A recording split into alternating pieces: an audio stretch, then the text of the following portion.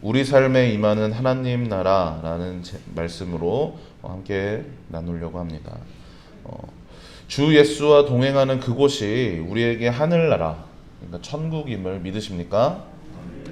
네, 죽어서 가는 그곳만이 아니라 찬양의 가사처럼, 우리 아까 고백했던 그 찬양의 가사처럼 그곳이 어디든 높은 산이나 거친 들이나 초막이나 궁궐이나 내 주 예수와 함께하는 그곳이 우리에게 천국임을 믿으시길 바랍니다.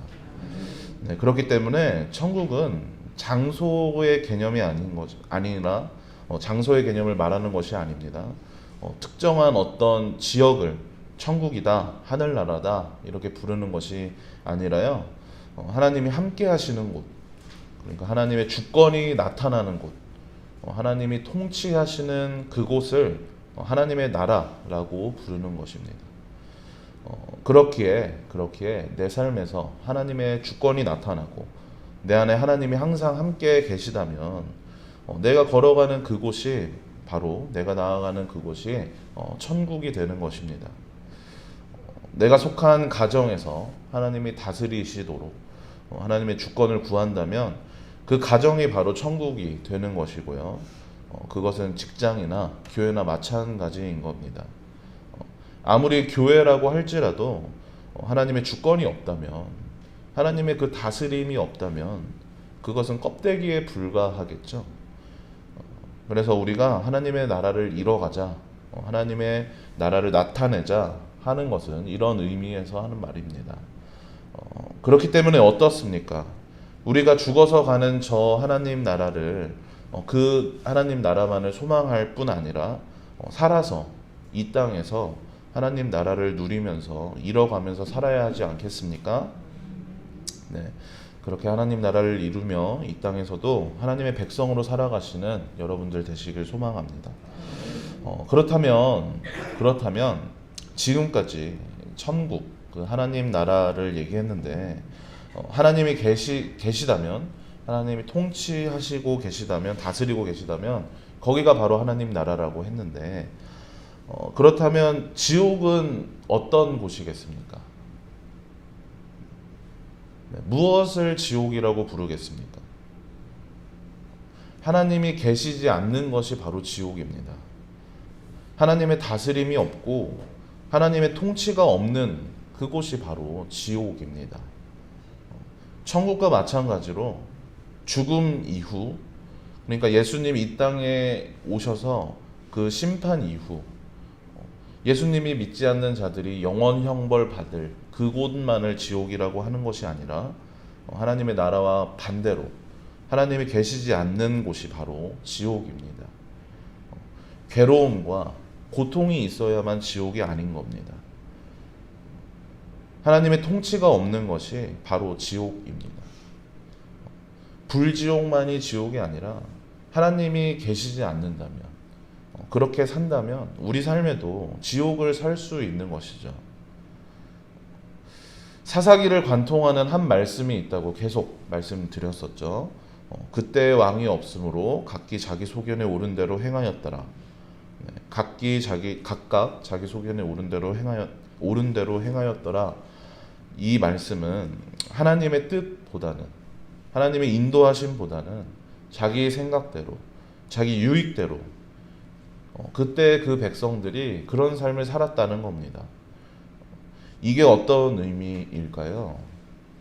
그들의 삶이 바로 지옥과 같았다는 걸 말하고 있는 것이죠. 하나님의 백성으로서 왕이신 하나님의 통치 없는 그 삶은 하나님의 나라를 이뤄가야 하고 나타내야 했지만 그러지 않고 자기 소견에 오른 대로 살았던 그들의 삶을 얘기하고 있는 것이고, 그 삶은 바로 지옥이었습니다. 이를 증명이라도 하듯 오늘 말씀에 등장하는 그 누구도 왕이신 하나님의 뜻을 구한다거나 그 뜻을 나타낸다거나 하는 이가 아무도 없음을, 하나님의 나라를 살아가는 이가 아무도 없음을 우리는 볼 수가 있습니다. 말씀을 보시면요, 단지파가 라이스라는 땅을 이제 침략하려고 하고 그 땅을 점령하려고 하죠.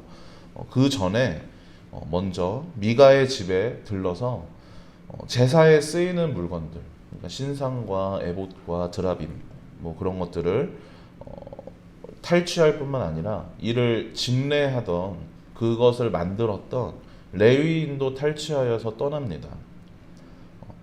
분명히 주인이 버젓이 있는데 그것을 이렇게 그냥 들고 나오는 겁니다.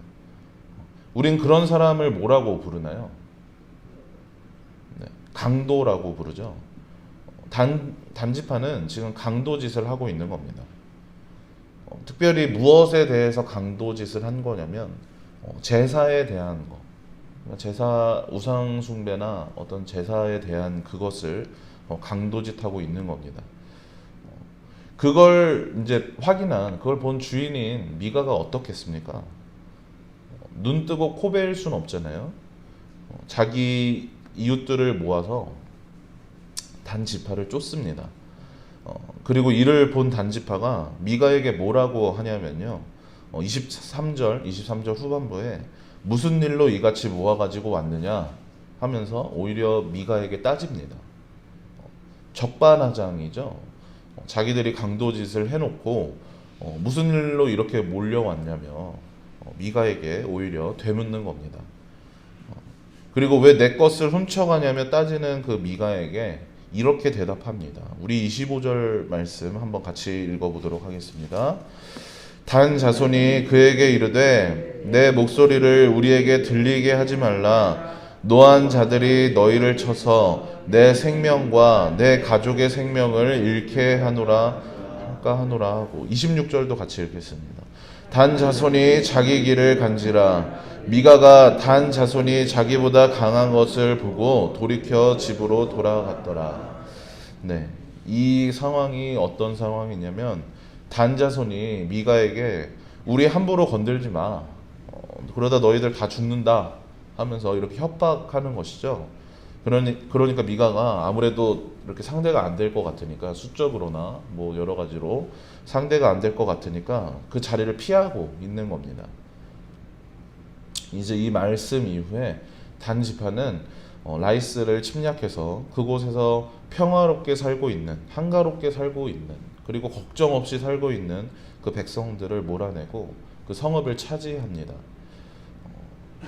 이처럼 오늘 말씀에 등장하는 그 누구도 하나님의 뜻대로 살아가고자 하는, 하나님의 나라를 나타내고자 하는 그 백성으로서 살아가고자 하는 이가 아무도 없음을 우린 볼 수가 있습니다.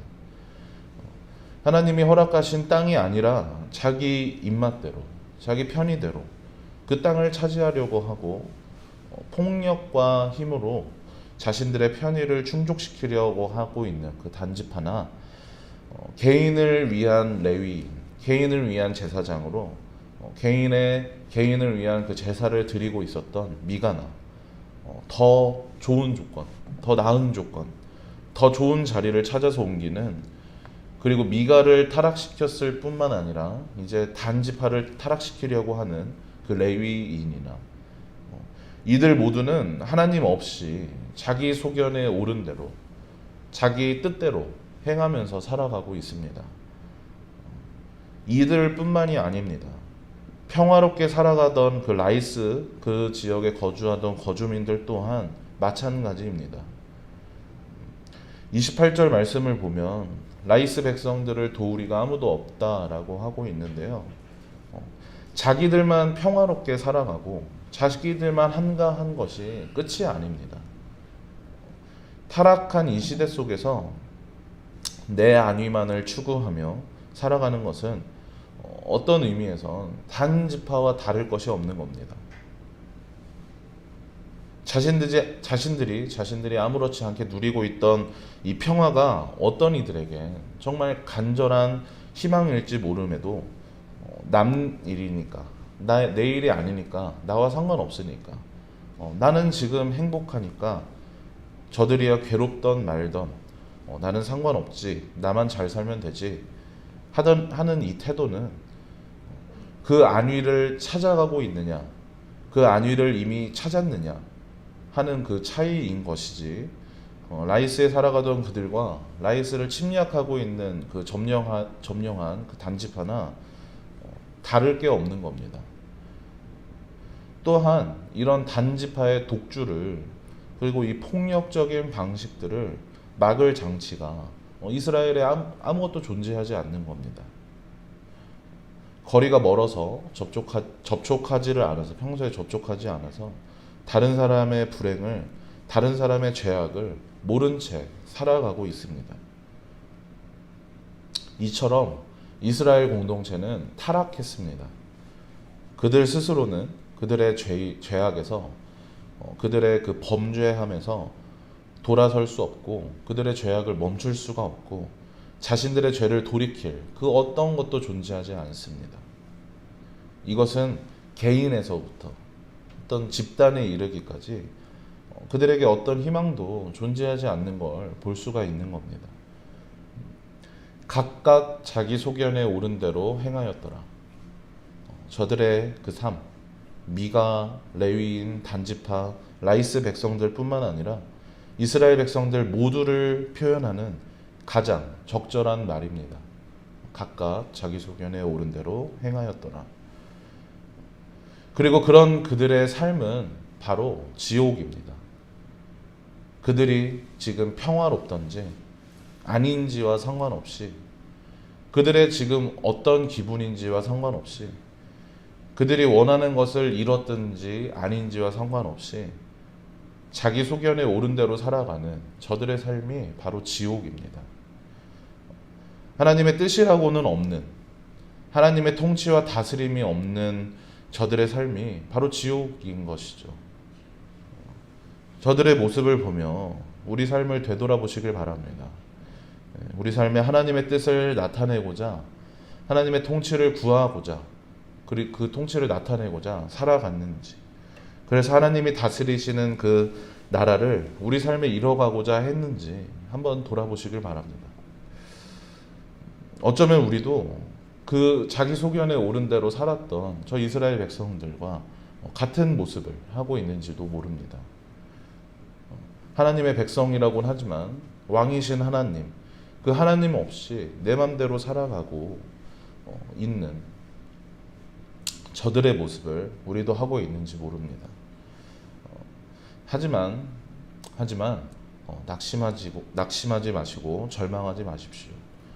우린 지금 저들과 다른 것이 있죠. 지금 이렇게 새벽에 나와서 하나님의 뜻을 구하고자, 하나님의 말씀대로 살아가고자 이렇게 나아오시지 않았습니까?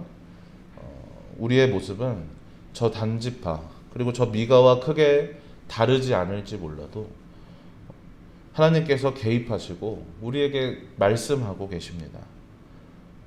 이것이 바로 하나님께서 우리 삶을 통치하시고 우리 삶의 자신의 주권을 나타내고 계신 겁니다. 이제 다음은 우리 차례입니다.